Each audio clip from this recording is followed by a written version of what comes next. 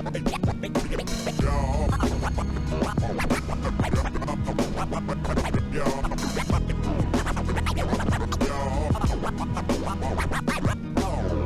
quite happy sitting there with a dictionary. It could be a dictionary of philosophy or a dictionary of geology. And I've got a dictionary of musical terms, symbols and theories.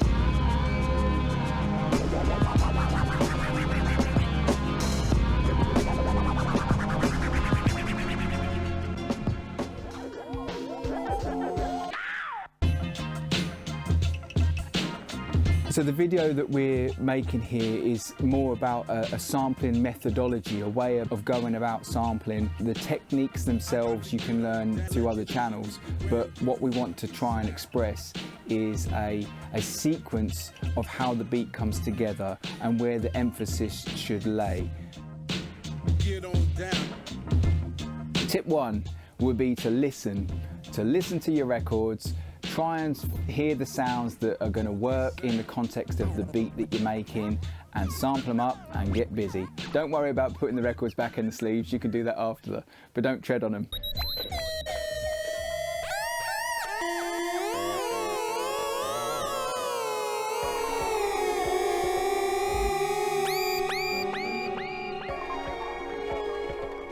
You really don't need to have a whole heap of gear to start making beats. What you need to have is some ideas, and ideas can be in the form of records, CDs, DVDs, anything that you can find a sample on, and everybody's ears are different. But once you find that initial sound, that's like the nucleus that you build your whole sound around. In effect, you've limited the amount of records that are potentially going to work with that original sound. There's this kind of sample vortex that's getting narrower and narrower every sound that you select.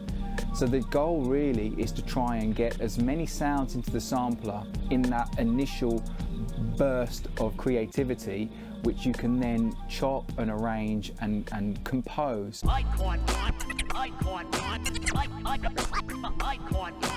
First thing I did is I found a record that had some hip hop drums on, and I just sampled them straight up.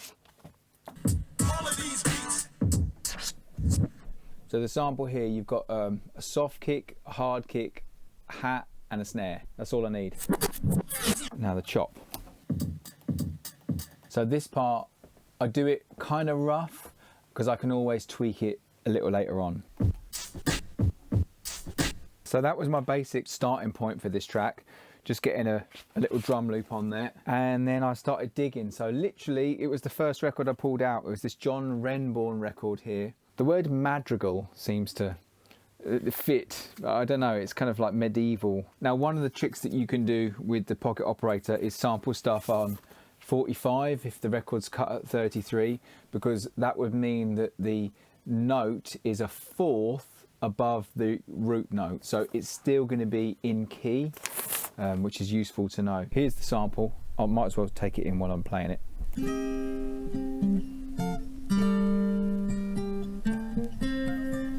So quite a long sample at the beginning, but that's okay because this is the main sample of the track.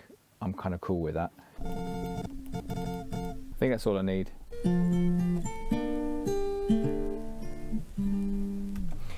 It's like green sleeves or something, you know. It's a jaunty number, but there isn't a very definite like pulse to it. But when you've chopped each hit, you can then play it in such a way that it has that rhythmic drive. So now here's the riff.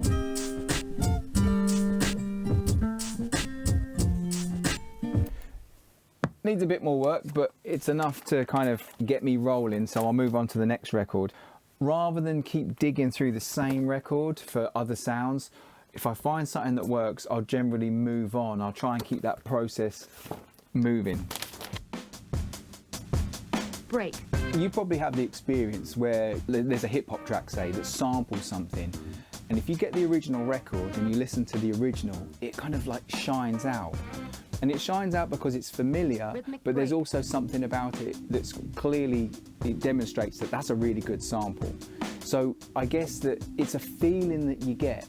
So the next record I put on the deck, it worked. I mean, there's no way that I can express how to find the right sounds. That's something that you've got to do. And I try and organise my record collection roughly into sections, but inevitably as I'm pulling records out, things will get mixed up. And sometimes in that blend, you'll find that certain records actually work together. I think it's a little bit flat, so I'm gonna pitch it up. That's the useful thing about using turntables to sample. If you need to adjust, you can change the pitch and you can fine tune each of your sounds. Now I could just listen to those records jamming together. It's like a mix. You're mixing different genres together in the sampler. Remember, the first sample that I had was quite long, so I can't use all of that, so I'm just going to use the good bit. What I'll do is I'll quickly scan through and I'll just get some of the main notes.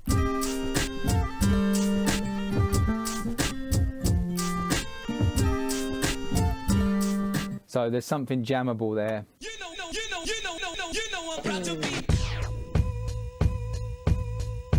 Tip number 2, watch what you're doing. Try not to get too hung up. I call it the bug out warning. If you start bugging out and goofing off, then you're not making a beat. So try and stay focused on the task at hand if you're going to be making beats.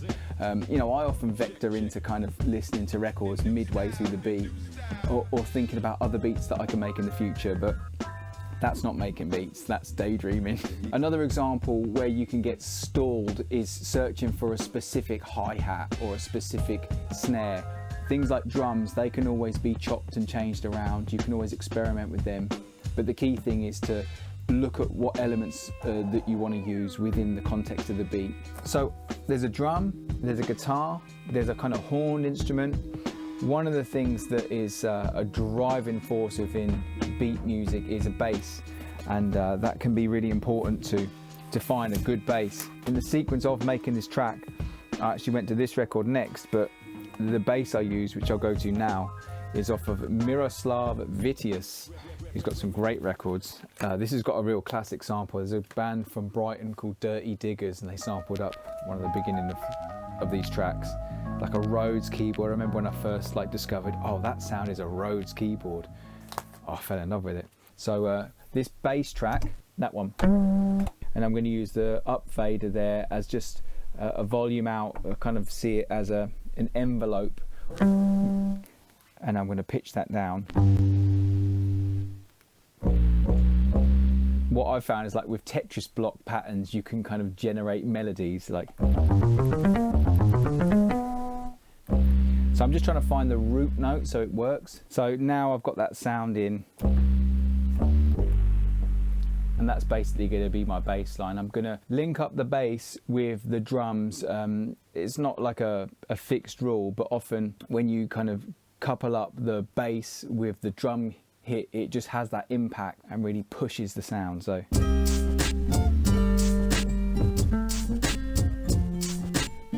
we've got drums, guitar, bass, and that's really a 3-piece band, isn't it? You know, that's the classic rock combo. It was always funny, like rock music, how many guitarists do you need? Tip number 3, think. Everybody has a sonic philosophy. Everyone has sounds that they enjoy listening to. It could be like big, distorted subs and all this kind of stuff, and that's cool. But there are certain principles that are important to acknowledge. Thinking about when you combine in samples, that the interesting contrasts. For example, say in a movie scene, you've got this like happy family scene, but you layer this dark string. It kind of creates this ominous vibe. It's the same with beats. Sometimes you can have a really lovely melodic piece, but then you can underpin it with some kind of sound effect that gives it another character. A good example would be LP. He would use dissonances and these contrasting samples to create a vibe. This record here, White Noise by David Vorhorse, it was made up in the BBC Radiophonic Workshop, I believe.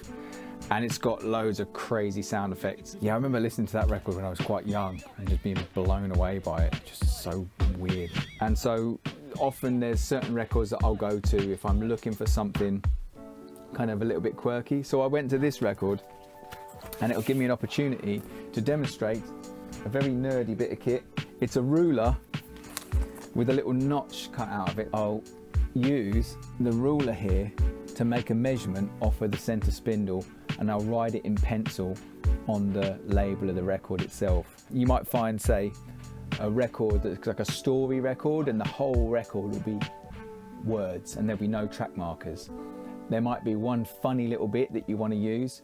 It just makes it easy reference. I tried to speak. Couldn't.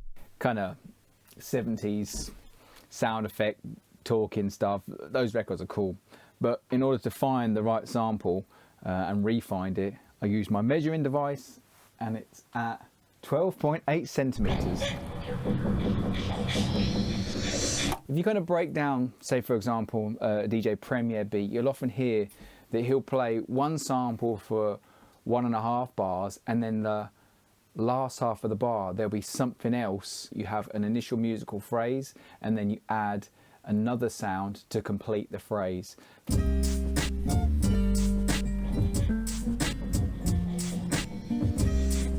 In there's like a reverse cymbal, and that is bringing it up to the first beat. If you imagine a breath, there's an intake of breath and an outblowing of breath, and it's that kind of principle of questions and answers. It's like a form of ambient music, really. A lot of hip-hop beats do have an ambient tone. I'll give you an example. Big tune back in the day, it was the Simon Says track by Pharoah Monch. It sounds like there's like a train station in the background, and if you imaginatively take that out, the track seems to lack something. It's that kind of sound that underpins it that really brings it to life. I would call it organic. That's maybe another word. Ambient organic. That's a genre, surely. If it's not, it should be.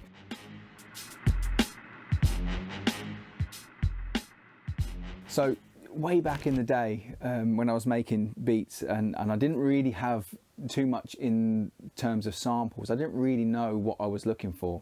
I bought a sound CD, sample CD called Distorted Reality it was, and it listed all the sounds as like lumpy sounds or jagged sounds, and that just intrigued me, using those kind of adjectives to describe sound. When I started to listen to sounds like that, it would be maybe in between the dialogue on a DVD, there might be some footsteps or water drips, and I'd be sampling those bits. You tune your ear to find the interesting samples, and you're like a detective of sound.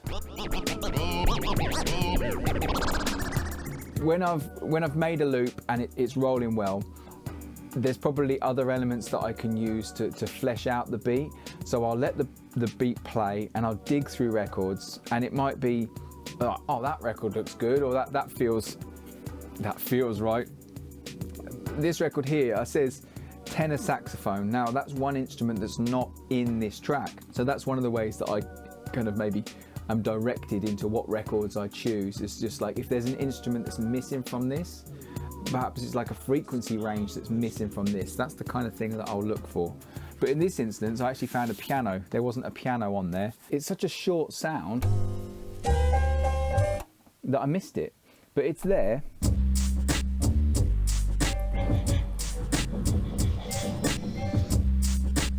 So it's just another little bit of flavour in there to kind of keep it up. If you drop everything out and you just kind of keep it basic, that's cool, but sometimes it's nice to add another little sample just to keep it ticking over.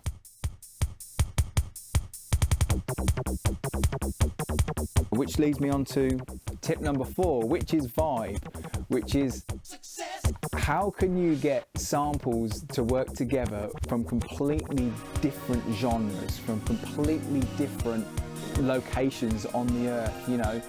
Classic examples would be maybe Tribe Called Quest with the Hawaiian guitar, and then the bass line off of a Lou Reed record.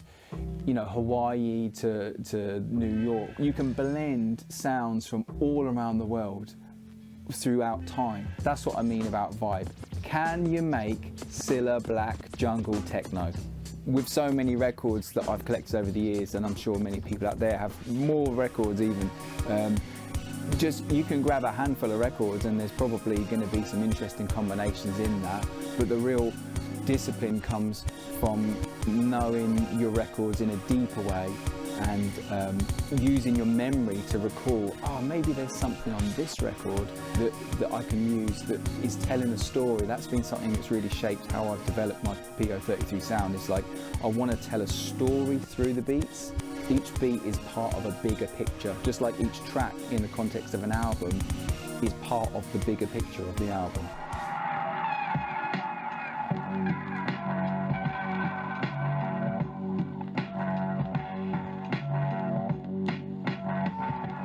One of the things that I like to use with the Pocket Operator is vocal samples, rap vocals as a kind of fill. So like with a drum set, right, you've got a drummer,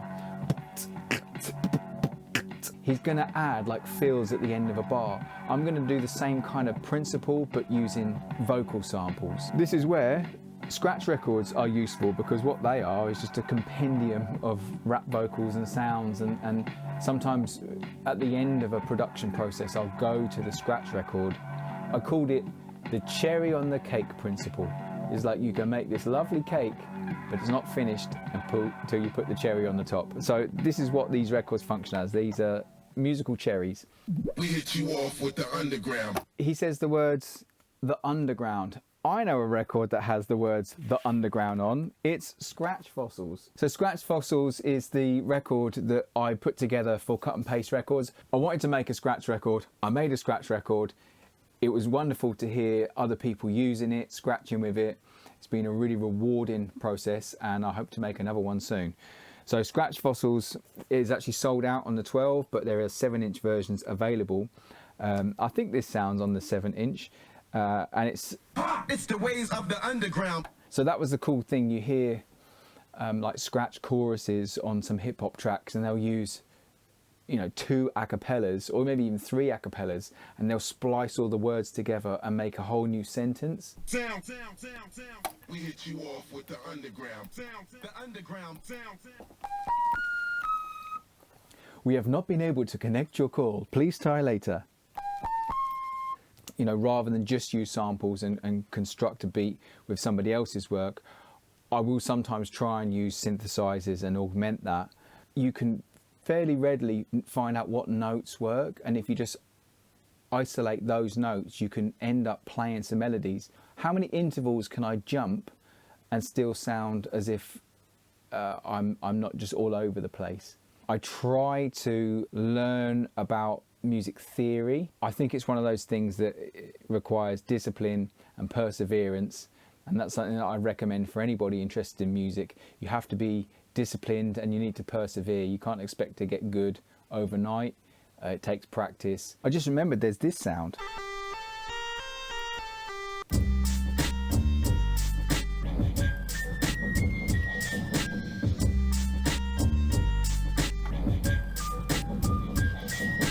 When it comes to the arrangement, on some of my earlier videos, I would do the arrangements live because I'd know where everything was, and it was spontaneous, and that was fun. That's a really cool way of doing it. But as I wanted to be more, I suppose, prolific with these, I generally did the arrangements beforehand, and I'd write out the numbers of the loops in sequences, blocks of 4, and build up the arrangement. And with 16 patterns in order to program your 1-bar loops, you can have those variations. And I'll go 1 2 1 2 3 4 3 4 5 6 5 6 as an arrangement, and it would just loop around that.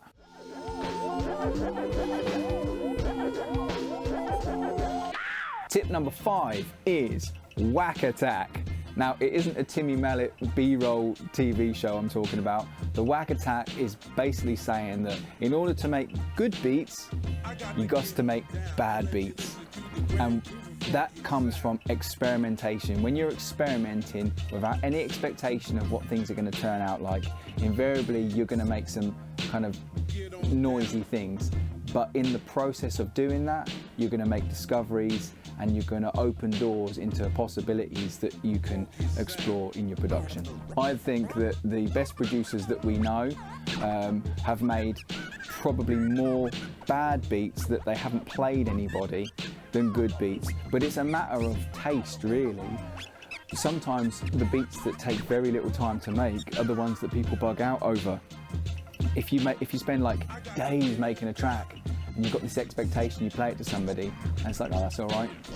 You know, you might feel a bit dejected. If you're focusing on finishing the beat and that's your goal, then that's where you're going to see the fruit of your labours, because you're like, I've done that and I can move on and make the next one, you know. So when I've made the PO-33 beat, in order to fully finish it, I would video it and I would post it on YouTube. I would back it up because there's a way that you can export the data out of the audio port. And once that's done, once I've done a video backup and a save backup through the audio, very important thing to stay productive is delete everything. So they're all the elements of this track.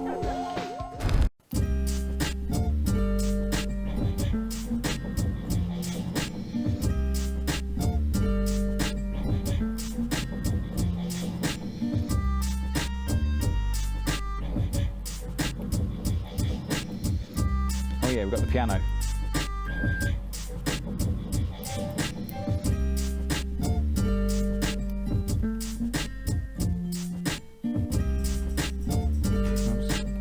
We hit you off with the underground. The underground. Once you get trapped, while it's down. The underground.